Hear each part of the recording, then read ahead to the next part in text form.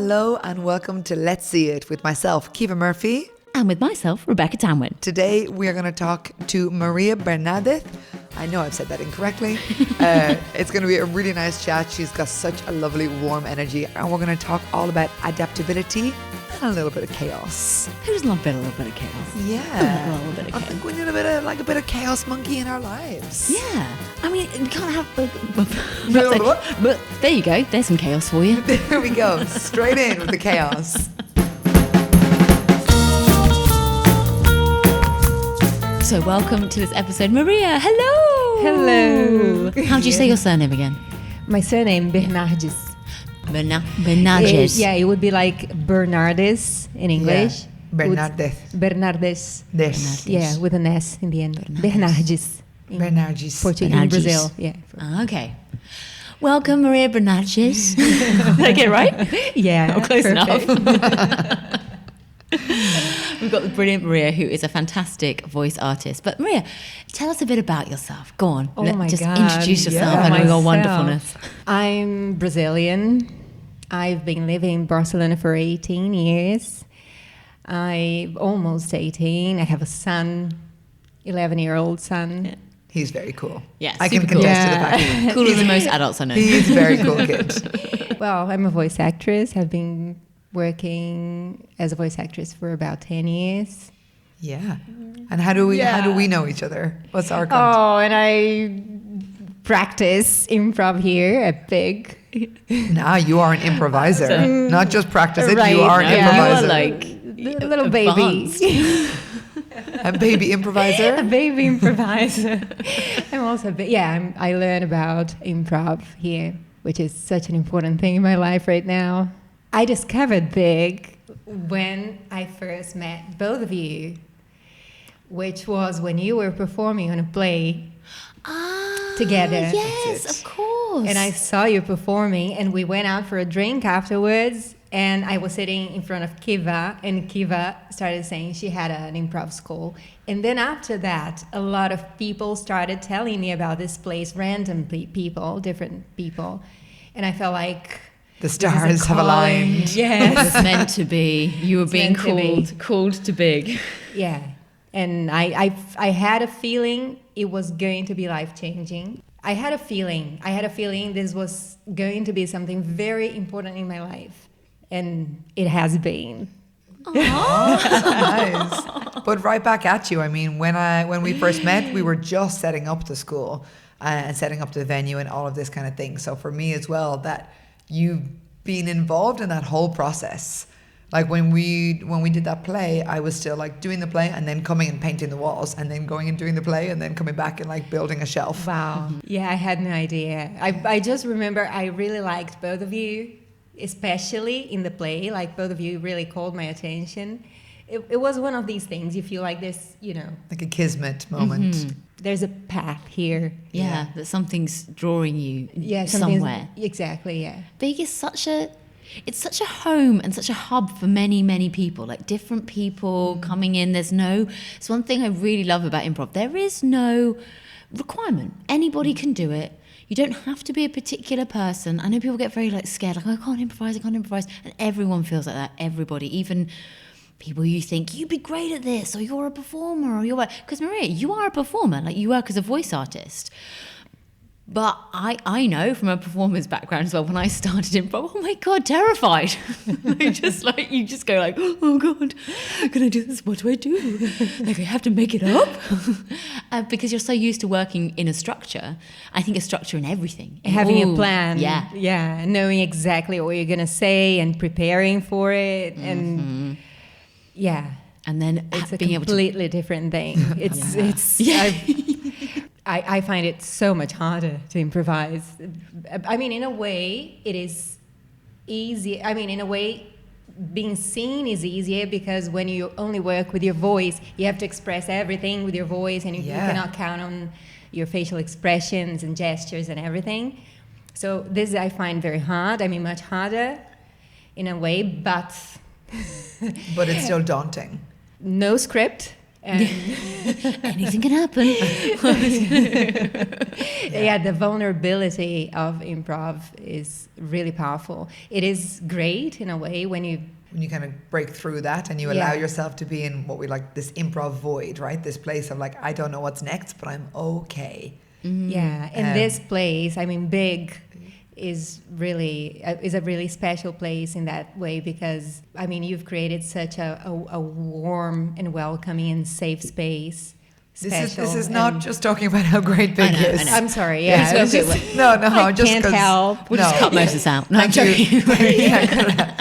No. I mean, I'm just saying, like, thank you, obviously, for the words, but it's, you're here for you. We're not here to kind of. No, but my point was that when you find that kind of space where you can feel safe and learn to trust that you will be accepted no matter what you do, then vulnerability is not that bad, or you learn to actually like it and enjoy it. So that was actually my point. Yeah, That's a very good point, because you're going into scary and dangerous areas, like being vulnerable, being open, being connected with people that can feel really uncomfortable, but to do it in a safe space makes it easier to then do in the rest of your life, because you just build that skill of sitting in that uncomfortable area and in that vulnerability. And I don't know if you feel like this, Maria, but sometimes, like when you're on a live director session and you do get some strange direction sometimes, and you're like, this is contradictory. Like I had one recently that was like serious but lighthearted, and it's all that classic. You get all of that as well, like friendly but professional, and you're What like, does it mean? I don't know what you mean. Well, but you get used to, first of all, you get used to kind of what they mean, but also it allows you to be like, okay, let's just do it. Let's try it. Thank you for that. I would just, well, I'll give this a shot. And I think it does develop those skills as well. It makes you feel braver with that. So you don't like get tight about it. Like, oh, I don't know what that means. Absolutely, you go, I think it probably means this. And I'm going to give it a go. And if it's not right, they'll tell me. Exactly. Any life in general, I guess. Yeah, but I find maybe life in general easier than because what happens here in improv is really anything, right? Anything could happen, like anything, like things that are not real and things that, I mean, people could be objects. This is kind of still hard for me. Like to it's completely out of the box thinking. Exactly. Like, here's the box. Walk away from the box and then do something. There is no box. There is. What is a box? Yeah, because I always find that being Brazilian, I mean, I find that in my culture, we are sort of used to improvising a lot because Brazil is very chaotic, I think Latin America in general. So anything could always happen. We're always ready for unexpected things. We're always ready for things not sticking to the plan. I think we sort of develop an ability to just adapt and improvise. We often have to come up with solutions for things. And life here is a lot more predictable and safer. Improvising in a group, like improvising is a different thing. Like you said, like things out of the box, things like, okay, I'm magic powder or a portal to another dimension, things like that. Yeah. And the concept of sadness. It does really expand kind of your thinking of like, you just have to go like, okay, that's what we got. That's real now. That is it. Yeah, that's This been is the said out world we loud. live in. Let's go for it. My dad has a good phrase that one is kind of one of his metas, I suppose, for life, which is less talking, more action. I don't know if I ever told you this. And he said it our whole childhood, still says it. And it's just this idea of rather than getting stuck in your head and thinking about the thing, I could have said this, I should have said this, I will say this, things in the past or things in the future. And that any time you get stuck in these kind of thought patterns of what might happen or what did happen, it takes you out of the present moment. And it's like, be in the action, be in the present, be now, be here. If you fuck up, okay. If it goes great, also okay. Either way, you'll learn from it. But this kind of halting of yourself, I mean, it's why our podcast is called Let's See It. Because it's like, okay, let's not talk about it too much. Let's make a podcast. Let's try. Ironically, Let's see what happens. Our podcast is all talking, obviously. It's like, but the concept is we did the thing, do the thing. And it's tricky, like trying to be in this adaptability place. Like I think we get rusty with it. So if you're saying like you've been here for 18 years and this was a thing that you were practicing more when you were in Brazil, like do you feel rusty because life is too secure here? A little. When I go to Brazil, I feel a little like, oh my God, what's happening? But in a way also, I feel sometimes a little bored here. Not exactly bored, but I feel a little like I would like to have a little more... drama. I don't know, more challenge. I don't know, a little more chaos, yeah. I come back from Brazil feeling more alive in general. Ah, interesting. Feeling more like, okay, I'm ready. Wow. Back to sleepy, calm Barcelona. Because everything is more spontaneous. Everything is more like, okay, let's do it, let's go, let's... That's so interesting because for me, Barcelona feels like a very spontaneous. I hear some people say that sometimes, but Does I it make think you laugh? What is the context? I think it's life in Barcelona, not certain things about the city. I think the fact that it's a small city allows you to do things, to make plans in the last minute, things like that. But yeah, for me, it is. It's so, calm and boring. From Ireland and England, it's much more spontaneous and much more alive. Imagine if we went to Brazil, we'd lose our minds. Yeah. That might be why you're drawn to improv, because it has that slight chaos feel as well. Yeah. That it is very spontaneous. Yes, there are structures, and yes, there are structures in Brazil. It's just a bit more chaotic. Yeah. And it has that ability to take you anywhere and do anything. And be Something very that's- playful Yeah. as well. So what's your favourite improv game? Oh. So many. I really like the hitchhiker. Oh, yeah? The Yeah. idea where there's like two people in a car. And each person who gets in the car brings a different emotion or a different Oh, nice. sort of thing, and the other ones have to copy that, and suddenly everybody absorbs that feeling. And do people get in and out of the cars? Yeah. Everyone just get, it's not like a big minivan where people just keep getting No, in the car. then someone leaves and then a new passenger comes, a new hitchhiker comes with their own kind of quirk or characteristic, Oh, and yeah. that infects everybody else. I don't think I've ever seen that game. Yeah, it's good. It's a super flexible game because you have to just be like, okay, I'm paying attention to the new thing here. But on the other hand, you don't really have to create a story so much. Like you're just having a feeling, like you're talking to people with a feeling, but it's a very safe, let's say, situation. Oh, you're three people in a car. No one's going to sort of suddenly be like, Magic say powder. again, I'm the concept of sadness. Magic You never know. It might be. You know what's an amazing thing about the brain that I listened to recently is this idea that if you're, in terms of emotions, because Maria is a very emotional player, which is an amazing thing as a director, teacher, coach, whatever, to see, because you play with your emotions and you're not just a wall with words, you're very much in your body and in your emotions, which is a joy for me to watch. And that when we're accessing our emotions, we can access, our memories of things, and we're like, oh, I remember this happy thing, and you kind of feel happy. Or I remember this sad thing, and I kind of feel sad. But when you remember a painful thing, like an injury or like a physical pain, you can't recreate the feeling. Your body doesn't let you.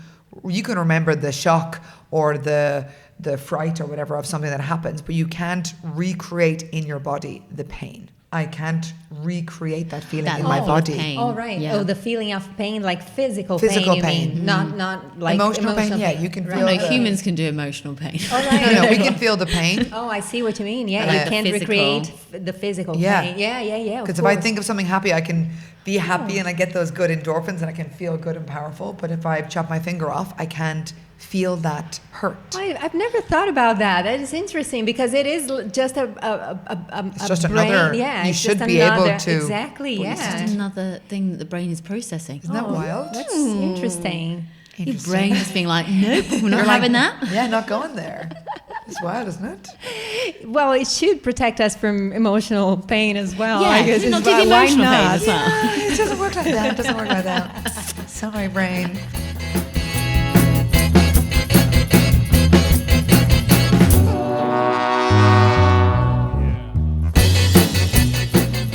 That thing about being able to connect to lots of emotions also I feel makes me feel more exposed in a way because it's like you're very much yourself. Like I sometimes, when I'm doing improv, I feel like, oh my God, everything is coming out here because I'm connecting to a lot of things that I have inside. I really love watching you perform, actually, because of yeah. that. Because I of know. that. Because very few people let themselves go there. Uh-huh. But it is work, you know, when you're exposing yourself and you're like, okay, this is genuinely a real emotion. I'm feeling it in my whole body and my whole everything. It's wonderful to watch, but it is a trickier journey for you to navigate. It is, I just feel vulnerable. I just feel like, oh my God, I'm oversharing a little bit. Like, it's because you're fully committed to it. You're fully committed and you're being very open and very vulnerable. Yeah, more vulnerable than others because people are still holding on maybe. They're still slightly like protecting themselves in a particular way. And that's okay. That's absolutely fine. But I just love, But everyone plays differently. This is the best thing about improv as well. Yeah. Like every time you go into a new class or you go to a jam, you get to step on the stage with someone and be like, okay, what's your flavor? I love seeing when we have a group for a while, it's wonderful to see each person's different style. Like some people are more mental, some people, and it's very good to play with different people as well and to learn from it as well, and because I think you learn about new possibilities that you could also do. Like I mean, it's not so natural for me, maybe, but maybe I could try that a little bit. I could try to go there where this person goes very easily. Yeah, being inspired by them. Being inspired. Be inspired by the different different players, because they all play differently. I mean, even as a teacher, like we have a curriculum that we've set and that we're, following this kind of steps that we've made. But then someone will do something in a scene or ask a question. I'm like, great, that's inspired me to do this whole thing. That will only happen with this group on this day with that class and that question, And I like that adaptability that comes kind of both sides, right? That the teacher is adapting to the audience or the students and vice versa. And that's always really fun for me. So cool. Yeah. So Maria, I have a question. Do you find improv helps you in your work, in your voiceover work? It definitely helps in the sense that we're creating the thing we talked about, we're creating so many characters. In one class, you could be like an old woman, a bank robber, an object, the feeling of sadness. The concept of sadness. The concept of sadness, magic powder. And then you could be all these things and shifting from one thing to the other very quickly. So especially for things like dubbing and things like that, it's very useful because we're practicing, being different characters and very quickly moving from one thing to another. In animation, for example, this is very useful because animation tends to be more exaggerated and big feelings and big changes from one emotion to another. And also, even when we're doing things that are more corporate or more, we're also sort of acting like we're also sort of not ourselves. We're also like transmitting something specific, right? Like I need to be warm. I need to be convincing. I need to be. I mean, if I have a corporate script, I'm always like, who am I? Am I the employee? Am I the CEO? Am I don't know, the customer? Like, you will always have a viewpoint. You'll always be a character of some kind. And have a feeling. Like, I'm very confident, or I'm very warm, or I'm very friendly. And we're practicing this here all the time, and many different sorts of characters. So it's wonderful. It's a wonderful practice. People have said to me, like, why do you rehearse? If you're, you've been an improviser for years, why would you rehearse? And it's like, no, it's like an instrument. Like, I need to practice the instrument. And if I don't use it for a couple of weeks, it gets rusty.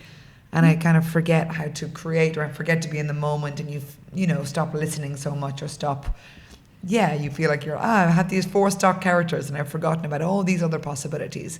Yeah, this being on the moment is what is special about improv. That is, we don't need so much in our jobs as voice actresses. We're not necessarily generating, well, sometimes we are. Sometimes there is some improvisation involved, and sometimes that does happen, but generally you're following a script. Generally you're told kind of what to do, and you're given a lot of direction. It's the same way that in acting, improv does, of course, exist to different levels, but often it's held in a big structure. Like, it's not kind of let's freedom. go, anything can happen, which is where the joy of practicing improv comes from, because you do have the freedom. That is a lovely thing. Do I want freedom all the time? No. Do I want some structure? Yes. But it's a question of like, you can play with those different things in different moments. Totally. And the fact, I mean, contrasting to voice acting, the fact that we are with other people. Mm-hmm. We work alone all the time, and this is so sad. For me, it is such a sad aspect about my job. I miss being with people and sharing and connecting and learning about people. I really like people, understanding people and seeing how people think or what people feel. Different people from different countries. This is so good about here as well. Because it is that thing, there's no requirement for improv. Anyone can do it. Just be open. Yeah. And what's interesting is occasionally someone will come through here and they'll like, oh, I'll take a class or whatever. And they're not willing to be open. Or they're not willing to share, or they're holding themselves to such a high esteem, or they're maybe punching down a bit. There's lots of different kind of ways that someone might not quite gel with what we're kind of creating here. But I think they've just realized this is not the place for me. Yeah. Because that person has more work to do before they're ready to be vulnerable. They'll come back when they're ready. They'll come back when they're ready. When they're ready to do it, they'll come It sounds like such a mom thing to say. Like, you go and think about what you've done, and you come back when you've realized what you did wrong. Actually, talking about being a mom, do you think, because obviously you have to be so flexible and adaptable, in the moment when you have a kid, and a kid like yours who has so many ideas and so artistic and creative, do you find that this kind of flexibility, this chaos, this improv helps in terms of answering his questions or helping him? Yeah, it's definitely very unpredictable in many ways, being with a child. But I think also when I came here with him once, and he was on stage, and it was fascinating, because children, I think, have it very inside them. When I started here, I started telling him the games I played, and he said, well, that's what I do all the time. Yeah. Yeah. Constantly creating, being characters. Yeah, being someone else, and just...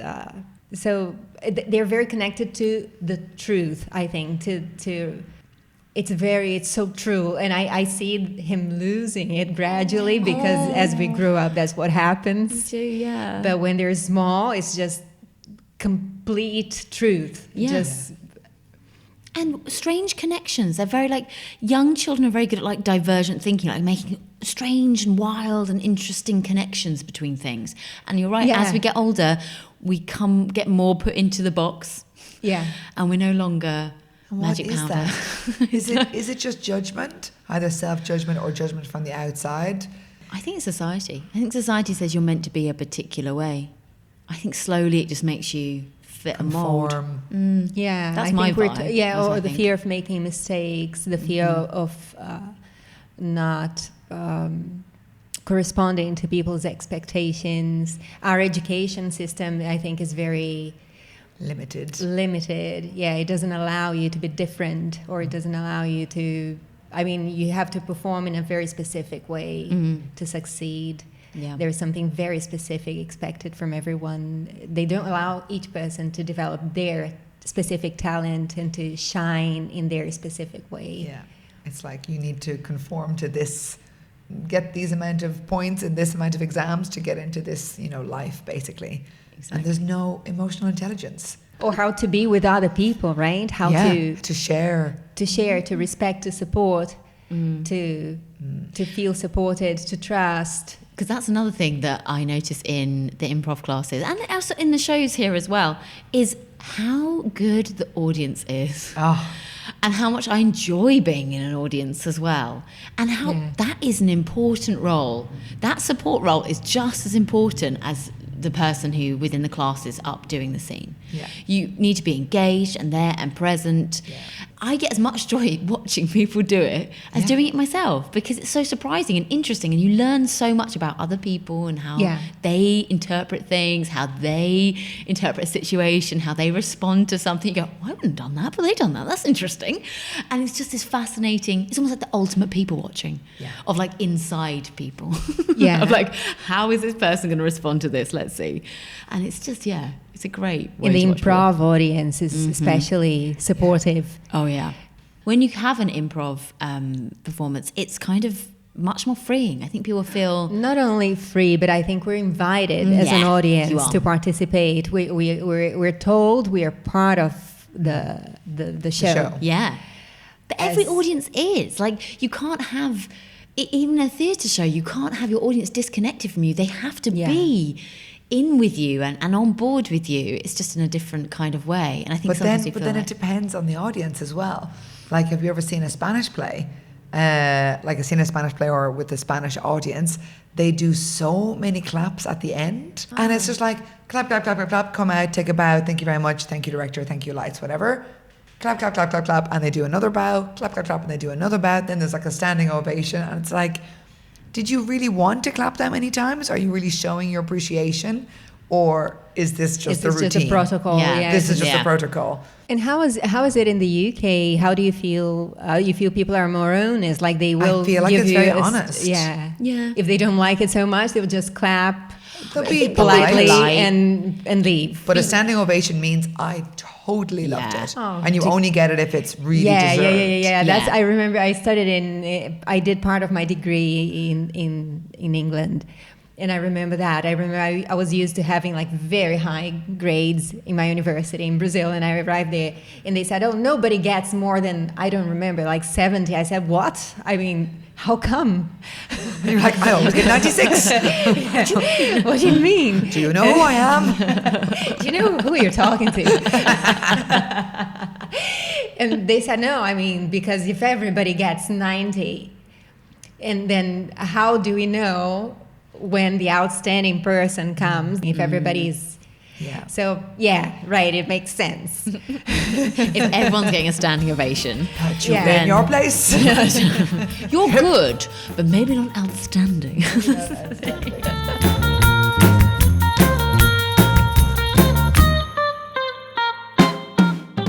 Yeah, so we always play an improv game in our podcast. So one of my favorite, both of your faces. No, I'm not putting you on the spot. So today we've been talking about adaptability and being in the moment and being present and this kind of thing. So a classic improv game is a game called New Choice. So the idea with New Choice is that two people will be telling a story or doing a scene. You guys can be doing it. And at any point, I'm going to say New Choice, and you have to change just the very last thing that you said. Okay. So the idea is that what I'm kind of looking for on the outside is the moment where you're not planned. And so the thing that just kind of falls out of you, that's the kind of moment. Like 3 times not planning. Yeah. Not planning. It's not And planning sometimes- once, but 3 times. 4, 5 or 6, I don't know. Until Kiva is satisfied. Yeah. And it's never that the first thing that you said wasn't good or that I didn't like it. I'm just looking for that other thing to see how we can be super flexible. So let's give you some context. Let's say that you are your 2 sisters and you are planning a surprise picnic for your mum. Why do you always let me do all the planning, Jane? That's because you're so good at it, Kate. You have all those lists and all those ideas, and you just are great at it. New Choice. Terrible at it. New Choice. Awkward at it. Well, if I'm awkward at it, why do you let me do it then? Wouldn't it be better if you did it? Being the person who is so perfect. New Choice. You being the person that is so horrible. New Choice. You being the person that's so scary. I'm not scary. I can't believe you said that about me, Kate. I am the nicest sister you could ever wish for. Just because I'm really demanding and just want Mum's picnic to be the most perfect picnic ever, does that make me scary? Why am I so scary? Yeah, okay. Like, I can be quite bossy. New Choice. Rude. New Choice. I can be quite annoying. New Choice. I can be quite of a dick.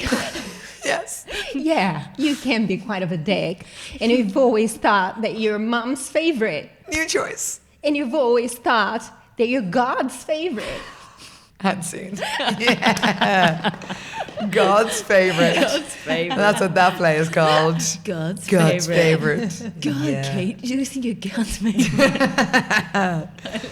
But that's like the purest improv game for me, because you can't have a structure. No. You're like, I don't know what's next. I'm just going to allow this free flow from my brain, which is so scary but also so satisfying to watch. It's been so nice. Thank you so much for chatting with us. It's been an absolute pleasure. It's so you. interesting I just love hearing about people's different relationship with it, how it affects their lives, like how they came to it, like all that stuff. Amazing. Thanks, Maria. Thank you, Maria. Thank you very much. Bye. Bye.